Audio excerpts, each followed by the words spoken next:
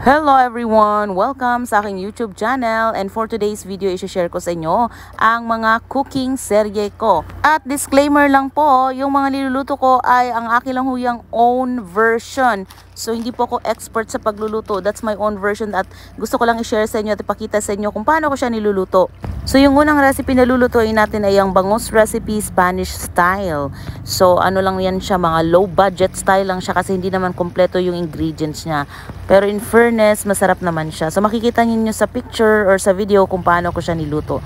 Napakasimple lang pala niya, kaso lang kulang yung mga ingredients ko. So by the next time, bibili tayo ng kompletong ingredients at ipapakita ko sa inyo. So ayan na nga, luto na at itatry natin, titikman natin yung yung first try natin sa pagluto ng bangus recipe Spanish style kasi sabi nila masarap daw talaga yan. At ayun na nga, tinry na natin at in fairness kahit hindi naman siya kompleto sa mga ingredients ay totoo nga pala is masarap talaga siya. So mas masarap nga siya lutuin kapag meron kayong pressure cooker. Pero kung wala, okay lang din. Pwede naman sa kawali or kaldero. So yun lang.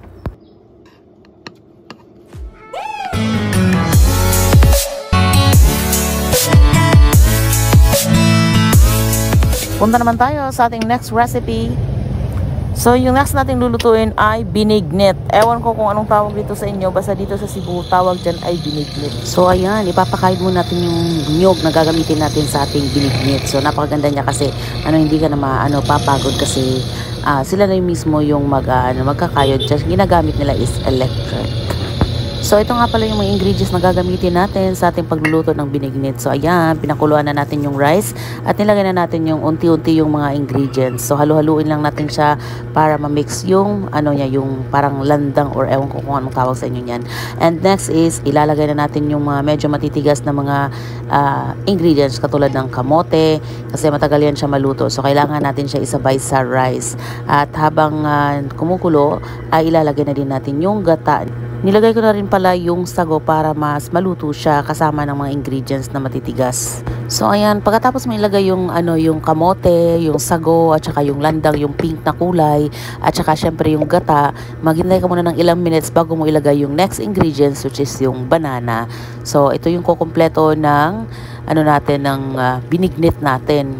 So next is, lalagyan din natin siya ng sugar. Pwede ka namang hindi maglagay ng sugar pero mas mabuti talaga na ilagay mo na mismo yung sugar habang niluluto mo siya kasi para mas ma-mix talaga yung yung lahat ng ingredient at saka matansya mo kung gaano katamis na ang binignit na lulutuin mo.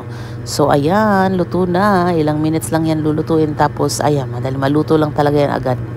At syempre kukuha tayo ng titikman natin kasi nga super sarap ng pagkain na ito. Ito yung tinatawag na binignit sa aming lugar dito sa Cebu. Ewan ko kung anong tawag sa inyo. Basta siya parang sticky rice na nilugaw, nilagyan ng coconut at saka mga ingredients.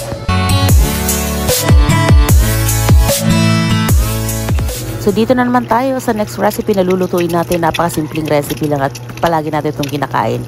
Ito yung tinatawag na sunny side up egg. Ito yung favorite ko talaga kahit kainin mo to ng agahan, tanghalian at saka hapunan. Hindi talaga ako magsasawa kasi nga napakasarap niya at napakabilis lang lutuin.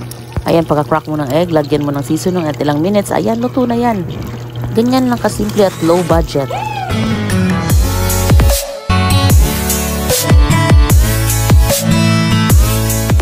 So ayan, tapos na po tayo magluto ng sunny side up egg at ngayon ang lulutuin natin ay yung bulinaw o yung dilis na parang siya escabeche. So syempre yung unang gagawin natin, igigisa natin yung kanyang mga spices, yung bawang, merong sibuyas at saka sili para medyo maanghang. And next is lagyan natin ng seasoning and next is ilalagay na natin yung dilis kasabay ng mga spices at saka yung mga yung mga seasoning. At saka nilagyan ko siya ng konting vinegar at nilagyan na rin ng konting sugar para medyo manamis-tamis at medyo maanghang ang lasa niya. Kasi ito nga naman yung favorite ko, yung parang sweet and spicy. Nilagyan ko na rin ng oyster sauce konti para mas malasa at mas masarap yung yung dilis natin. At saka syempre, hindi mawawala yung Korean chili powder.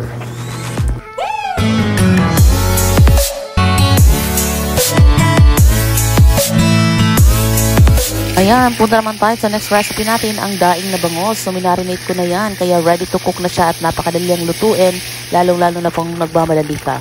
So ayan, kompleto na po yung mga pagkain na niluto natin para sa ating mukbang, breakfast mukbang. So ayan, kain tayo!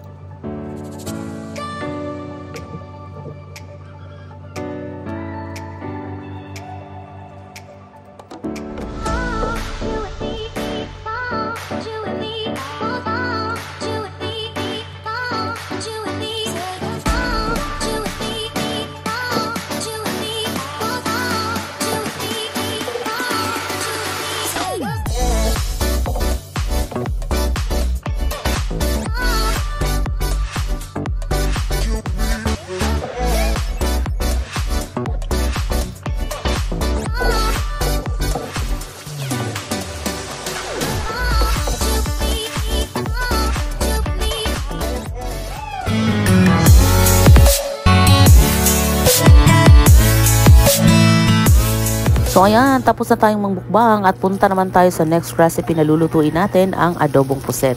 So siyempre ang unang gagawin natin as usual, igigisa natin yung mga spices, yung garlic, onion at saka ginger para mas mabango yung lulutuin natin. Ilagay na din natin yung siling haba na in-slice ko at saka yung red bell pepper. Mas gustong gusto ko kasi sa mga ganitong klaseng luto mas marami talaga yung spices para mas mabango. And next is ilalagay na natin yung fresh na puset at lagyan natin ng seasoning. Yung ginamit ko pala is black pepper, yung Knorr cubes, oyster sauce, konting patis, at nilagyan ko na din siya ng brown sugar para medyo manamis-namis yung lasa niya kasi nga requested nga ito ng bata na gusto niya medyo manamis-namis yung adobong pusit. And then nag-request din siya na lagyan ng maraming sabaw. So ayan, nilagyan ko siya ng maraming sabaw para meron siyang maano sa kanin niya kasi nga masarap daw talaga yung ganitong klaseng luto. Ito yung favorite niya. Ayan, so luto na yung adobong pusit natin at syempre nilagyan natin siya ng mga spices dyan sa tops niya para meron siya ng design kunuhay. So ayan, luto na po yung adobong pusit natin. Thank you for watching.